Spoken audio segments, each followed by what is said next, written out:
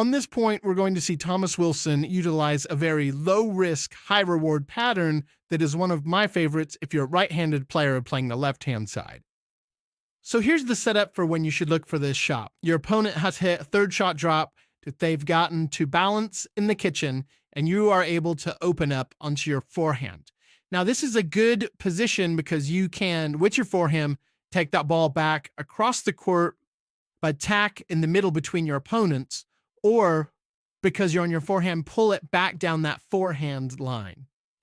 And so as your opponents are moving forward, as we'll see here, a lot of times this player in front of Thomas Wilson, because the ball is more in the middle of the court, will ever so slightly be moving away from that line to his left side.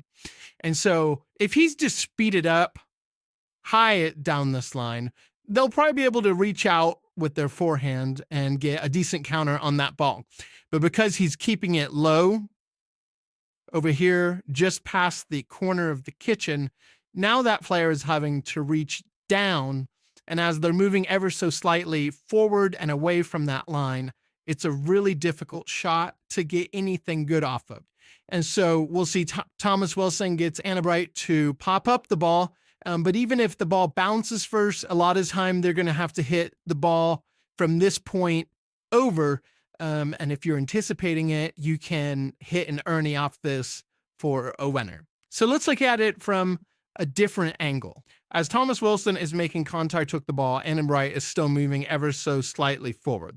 And so if he was to speed it up down that forehand line, she probably can't reach out with her forehand and get a decent counter. But because his target is low and right past the corner of the kitchen, we'll see she's not going to have to reach out and kind of take a jab step because it's so low. So right here, she's having to reach down and away.